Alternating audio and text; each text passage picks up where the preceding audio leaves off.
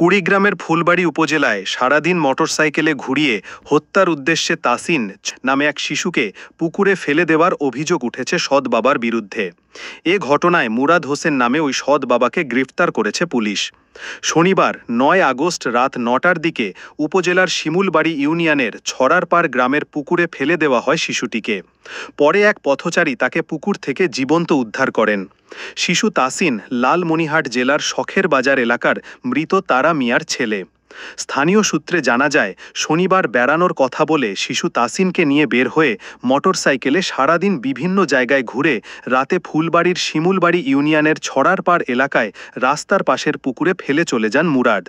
এদিকে এ সময় বাজার থেকে বাড়ি ফেরার পথে পুকুরে হাবুডুবু খেতে দেখে তাসিনকে উদ্ধার করে বাড়িতে নিয়ে যান পার্শ্ববর্তী ফকিরপাড়া গ্রামের আজিপুর ইসলাম। খবর দিলে ফুলবাড়ি থানার পুলিশ রাত 10টার দিকে শিশুটিকে থানায় নেয়। ফুলবাড়ি থানার দায়িত্বে থাকা উপপরিদর্শক এসআই আব্দুর রহিম বলেন, শিশুকে পানিতে ফেলে হত্যা চেষ্টাকারী সৎ বাবা মুরাদ হোসেনকে লালমনিরহাট থানা পুলিশ গ্রেফতার করেছে। উদ্ধারকারী আজিপুর ইসলামের অভিযোগের ভিত্তিতে মুরাদকে আসামি করে ফুলবাড়ি থানায় মামলার প্রস্তুতি চলছে। শিশুটির মা, ভাই সহ পরিবারের লোকজন থানায় রয়েছেন।